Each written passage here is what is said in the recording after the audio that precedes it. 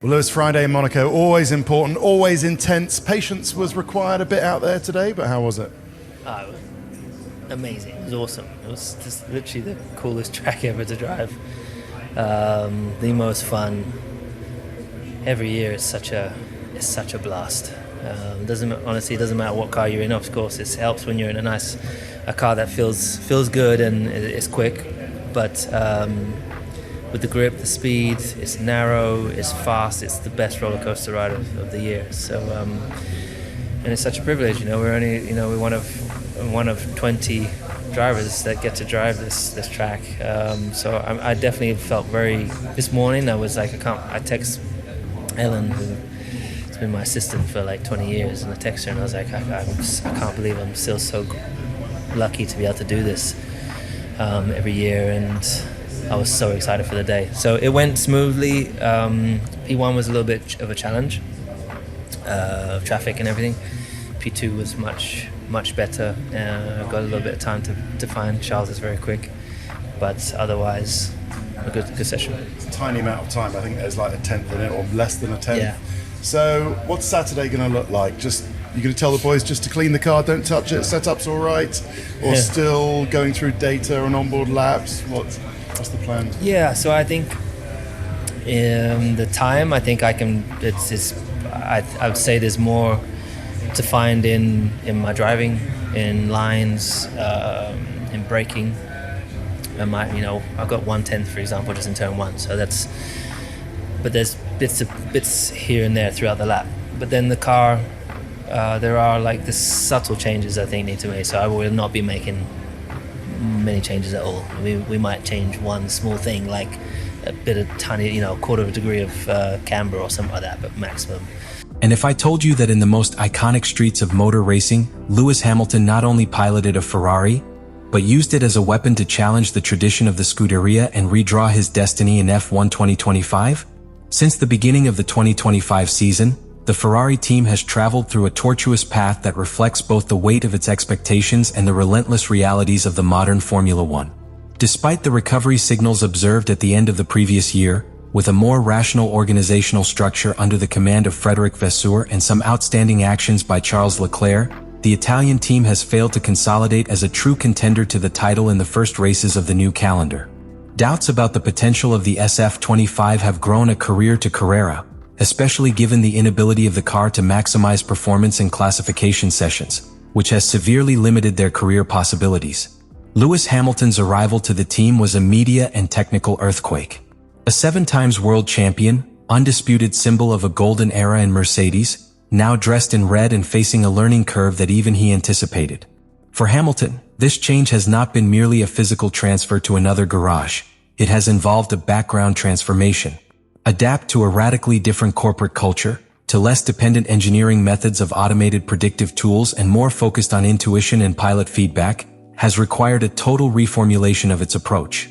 It is no longer about refining perfection as it did in Mercedes, but about rebuilding from the foundations a platform that clearly has fissures. In this scenario, the practices of the Monaco Grand Prix became a kind of open confessional. It was not a defensive or calculator Lewis who spoke to the media, but a sincere and frontal one, stripping of any claim to expose the real limitations of the project. His statement on the classification as the biggest problem until now this year was not an isolated criticism, but the symptom of a systemic evil. Ferrari has not been able to understand how their tires interact with the track conditions, and that has seriously compromised its competitiveness. This type of statements, coming from someone with the technical caliber and Hamilton's experience, are not mere opinions. They are warnings with diagnostic weight. The emotional background of these words is equally revealing. Frustration is not due to lack of effort, but because that effort has not yet paid off. Hamilton does not accuse or excuse. It exposes, raises, and proposes.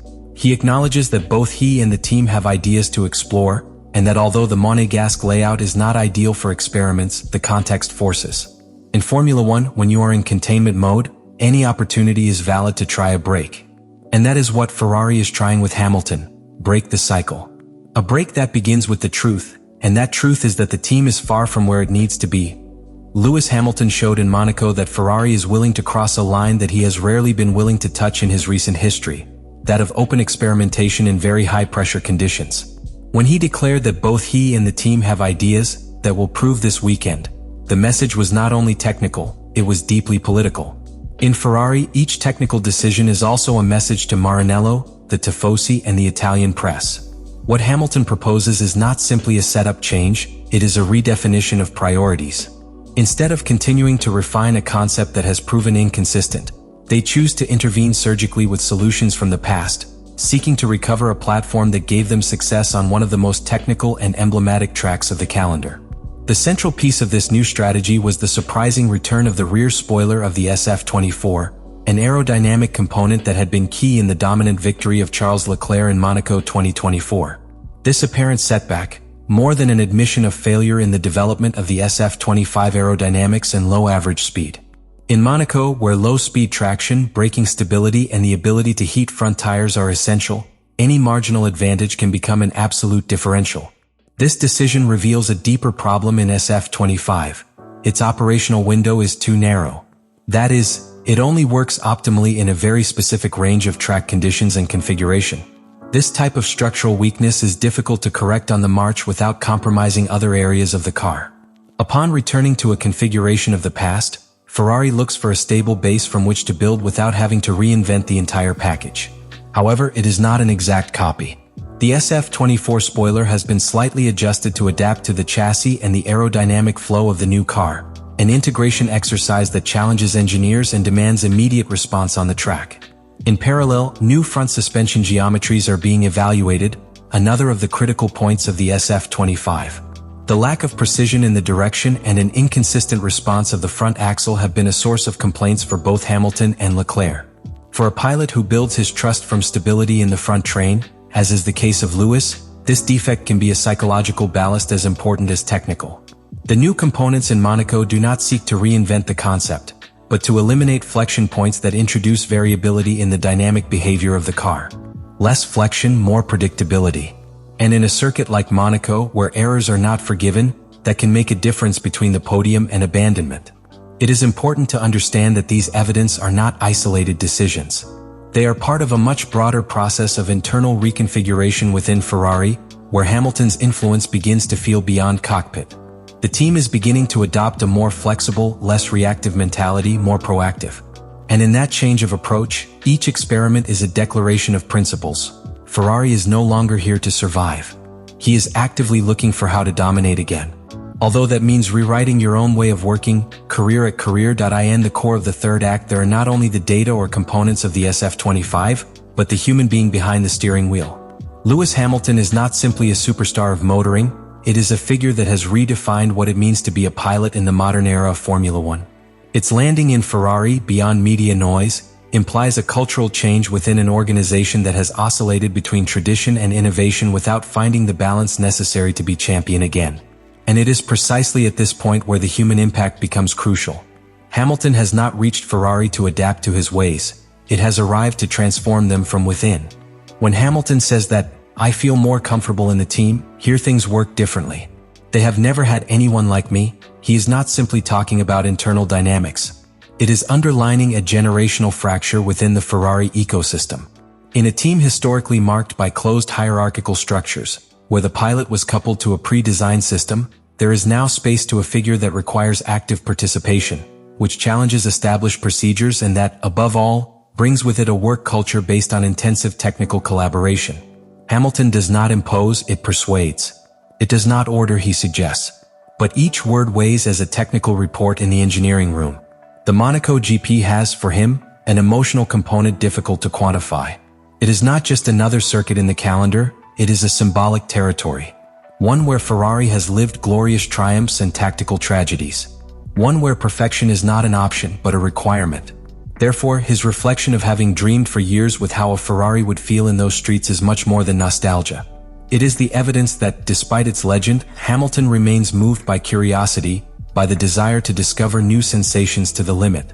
And that makes it more dangerous than ever, because he is a renewed hunger champion, within a desperate team for redemption. Immediately, the implications of this process go beyond the result of the Monaco GP. If the ideas tested here work, they could become the cornerstone of a Ferrari technical relaunch for the rest of the season. But even if they fail, the simple fact of having opted, having broken conservative inertia, is already a victory in itself. Because what is at stake is not just the result of a race. It is the soul of a team that has lived too much time between expectation and repentance. And it is also the last great mission of a pilot who has already won everything, but who knows what champion Ferrari again would be the greatest legacy of his career. The immediate future, therefore, will not depend only on Kronos or Box's strategies. It will depend on Ferrari's ability to allow this new approach, bolder, more open, more human, to take deep roots. If they succeed, it will not be just a victory for Hamilton or the Scuderia. It will be a lesson for the entire Formula One of what happens when talent is combined with the institutional courage of reinventing themselves. And Monaco, with all his history and mysticism, could be the perfect beginning for that transformation. Lewis Hamilton has begun to write a new chapter in his career, one that can become as transcendental as any of his championships. This chapter is not defined only by the colors of the team that represents, but by the magnitude of the challenge that has decided to embrace. Pilotar for Ferrari in 2025 is not just a professional decision. It is a declaration of intentions.